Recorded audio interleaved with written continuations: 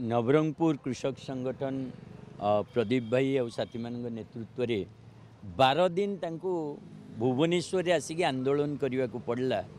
तांकर जो धानर प्राप्य पाइबापी जो सरकार कहे जे आम धान जो दिन प्रोक्योर करुचु चाषी अकाउंट को आम तुरंत से दिन ता प्राप्य पठे दू से सरकार 344 चाषी को बाध्य कला 12 दिन अनशन रे बसवाई।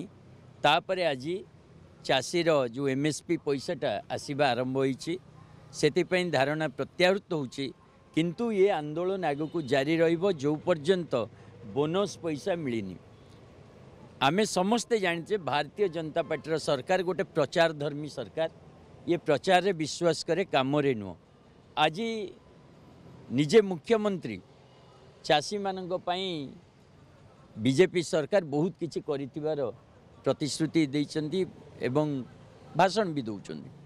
मात्र आमे प्रमाण आकार देखुचे जे चाषी केवल तार नार्य जो मूल्य पाइबापी हंतसंत होनी। पूरा जदि ये जो नवरंगपुर आपन देखिए घटना पूरा धान्य प्रोक्योरमेंट जो से एते बड़ गोटे दुर्नीति सामना को आसी। मु देखुली ए ब्लॉक रे गत वर्ष जेतिकी धान प्रोक्योर होता ए वर्ष तार डबल धान प्रोक्योर हो। चाष जमीर परिमाण तो स्थिर, चाषी संख्या स्थिर, धान्य प्रोक्योरमेंट डबल है तार तो कौन उत्पादन बढ़ीगला। जदि उत्पादन बढ़ला सरकार ता उपरे तुरंत जो तथ्य अच्छी सामने को आणत। कारण आम पाखे तथ्य अच्छी जे लोकों पैसा चाषी नाम बाटमरणा होची, प्रकृत चाषी ता प्राप्य पाऊना।